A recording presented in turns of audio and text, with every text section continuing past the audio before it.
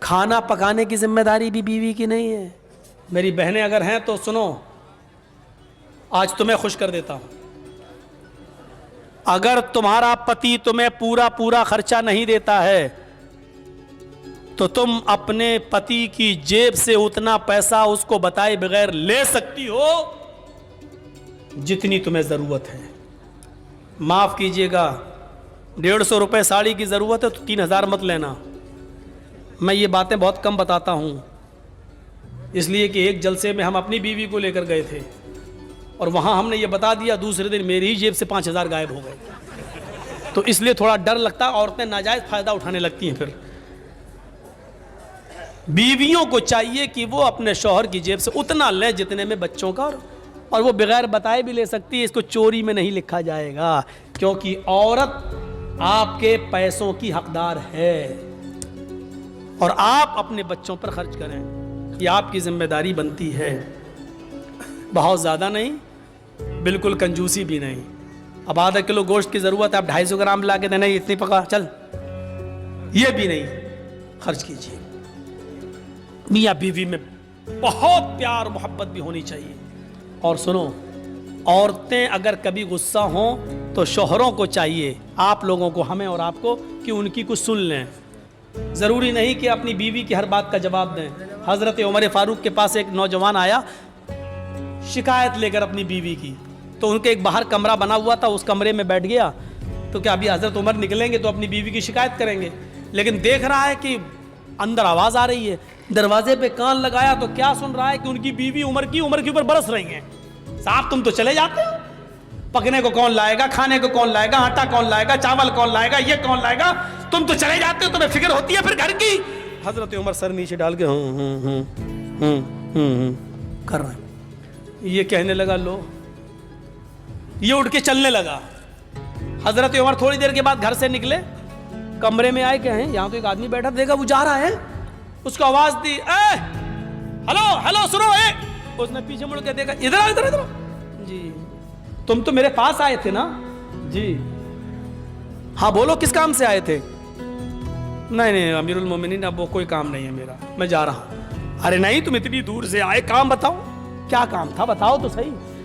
کہا وہ میرا کیا کام تھا وہ تھا، لیکن وہ آپ کے بس کا نہیں ہے، میں امیر المومنین ہوں، میرے بس کا نہیں ہے، مجھے لوگوں کی خدمت کے لیے لوگوں نے امیر بنایا اور میرے بس کا نہیں ہے۔ کہا امیر المومنین میری بیوی مجھے الٹا سیدھا بولتی ہے، اتنا بولتی ہے میں سن نہیں پاتا ہوں، میں یہ شکایت لے کے آیا، میں نے سوچا آپ سے کریں گے، سن رہا ہوں یا دیکھتا ہوں کہ آپ تو خود ہی اسی بیماری میں مبتلا ہیں، آپ تو خود اپنی بیوی کے سن رہے ہیں، تو میں نے سوچا کہ جب آپ خود اپنا علاج نہیں کر پا رہے تو میرا کیا کریں گے، میں چل دیا۔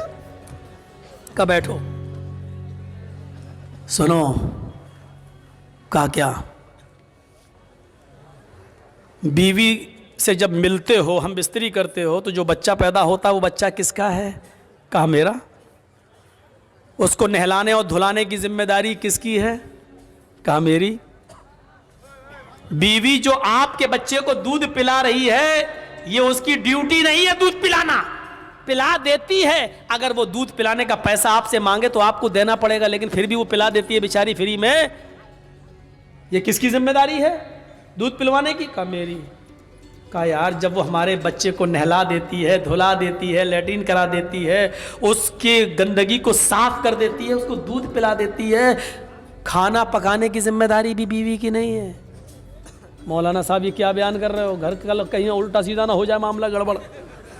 یقین مانیے جب آپ کا نکاح ہوتا ہے تو آپ سے کہا جاتا ہے کہ آپ کا نکاح فلاں فلاں کی بیٹی کے ساتھ اتنے روپے مہر کے عوض علاوہ نان نفقہ آپ کے ساتھ آپ کے نکاح میں دیا جا رہا ہے، کہ آپ نے قبول کیا؟ تب آپ کہتے ہیں میں نے قبول کیا۔ اس میں آپ کو کیا کہا جاتا ہے؟ اتنا مہر ہے علاوہ نان نفقہ، یعنی نان مانی روٹی، نفقہ مانی خرچہ، یعنی روٹی اور کپڑا خرچہ یہ سب الگ، اس کے علاوہ روٹی آپ کو دینا ہے، کھانا آپ کو دینا ہے، اگر وہ نہیں پکاتی ہے تو آپ اس سے زبردستی نہیں پکوا سکتے ہیں، اور کھانا آپ کو کھلانا پڑے گا، خود پکاؤ کھلاؤ یا ہوٹل سے لاؤ کھلاؤ، لیکن وہ کھلا دیتی ہے اور پکا دیتی ہے۔ تو کیا تم اتنا بھی نہیں سن سکتے ہو؟ کہا امیر المومنین اچھا ہوا یہ مجھے بتایا، یہ بات کہیں میری بیوی کو مت بتا دیجئے گا۔ वरना रोटी भी हम ही को पकाना पड़ेगी। ठीक है मैं सुनूंगा। फिर हजरत उमर फारूक ने कहा सुनो, तुमने अल्लाह के रसूल की हदीस नहीं सुनी? फ़इन्ना खुलिक़्ता मिन ज़ुलइन, खुलिक़त मिन ज़ुलइन, औरत आदम की बाएं पिसली से पैदा हुई है, और पिसली का ऊपर वाला हिस्सा, ये ऊपर, ये टेढ़ी होती है। टेढ़ी पिसली कैसी होती है? ये वाली पिसली आप निकालिए बाएं तरफ की, ऐसे निकलेगी, ये पिसली है। अल्लाह के नबी कहते हैं कि ये आदम की पिसली से पैदा है बाएं, और पिसली टेढ़ी होती है। फ़इन ज़हब्ता तुक़ीमुहु कसरतहु, अगर तुमने इस पिसली को सीधा करने की कोशिश की तो पिसली सीधी नहीं होगी। ऐसे करोगे यहां तक हो जाएगी, बस ये टूट जाएगी, सीधी नहीं होगी। फ़इन ज़हब्ता तुक़ीमुहु कसरतहु, अगर तुमने पिसली को सीधा किया तो तोड़ दोगे, और अगर ऐसे ही छोड़ दिया तो टेढ़ी रहेगी। अब बताओ, टेढ़ी रखना बर्दाश्त है या तोड़ना बर्दाश्त है? नहीं, टेढ़ी रखना सीधा है, सही है। तोड़ने का मतलब तलाक, यानी औरत तलाक ले लेगी, ये गवारा है, लेकिन तुम चाहो कि सुधर जाए, पूरी नहीं सुधरेगी। ये याद रखना। मेरी बहनें बुरा मान रही होंगी, हमको इतना बुरा कह रहा है। मैं क्या कह रहा हूं? अल्लाह के नबी ने फरमाया, अल्लाह के रसूल को भी सुनना पड़ती थी। एक बार हजरत आयशा सिद्दीक़ा नाराज हो गई और अल्लाह के नबी खजूर लेके उनके पास बैठे, आयशा खाओ, और वो नाराज है, कहती नहीं खाऊंगी, भूख नहीं है, चेहरा फेर ले आओ। अल्लाह के रसूल इधर आ गए, जहां चेहरा था उनका उधर आ गए। हम लोग होते तो क्या करते? खाओ, लो, नहीं खाएंगे, चेहरा ऐसा कर लिया, नहीं भूख नहीं। खा रही कि नहीं खा रही? नखरे दिखा रही, ले खा, एक तो मना रहा हूं। हम लोग उधर नहीं जाएंगे, अल्लाह के रसूल ने उधर आ गए, खाओ आयशा खाओ। मैंने कहा ना मुझे भूख नहीं है, फिर चेहरा घुमा लिया, आप फिर उधर आ गए, आयशा नहीं, ज्यादा नहीं, चलो खाओ, गुस्सा थूको, बिस्मिल्लाह, अल्लाह के नाम से शुरू करो, चलो अल्लाह का नाम लो, खाओ। हजरत आयशा भी जानती नहीं, ज्यादा नहीं कहलवाना चाहिए। 2 बार कहलवाया, तीसरी बार मौका नहीं दिया, लेकिन तंज मार दिया, खजूर उठा के कहते खाओ, ऐसा बिस्मिल्लाह, अल्लाह का नाम लेके खाओ। इससे पहले कि मैं अपने बाप का नाम लेके खाती थी, अल्लाह ही का नाम लेके खाती थी, ये कहा और खाना शुरू कर दिया। ये थी मियाँ बीवी की नोक झोंक, कोई बुरी बात नहीं, लेकिन मनाने का स्टाइल देखो, ले खाओ, नहीं, हम लोगों की तरह नहीं, दिखा, नखरे मत दिखा, चल खा ले, मना रहे ना अभी।